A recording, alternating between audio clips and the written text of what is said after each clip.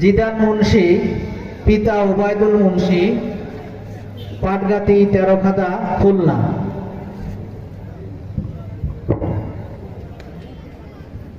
হাসান মোল্লা, পিতা মুস্তাইন মোল্লা, চরগোবরা, নীলফা বয়রা, গোপালগঞ্জ।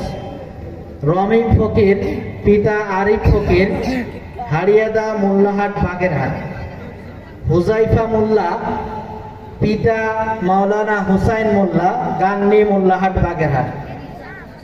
রায়ান শেখ, পিতা বেলাল হুসাইন, চরপাতলা, তেরোখাদা, খুলনা।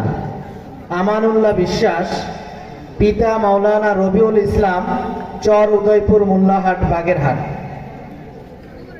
হাফেজ মোহাম্মদ ওমর ফারুক, পিতা বাবুল শেখ, ভান্ডারখোলা, আটজড়ি, মোল্লাহাট, বাগেরহাট।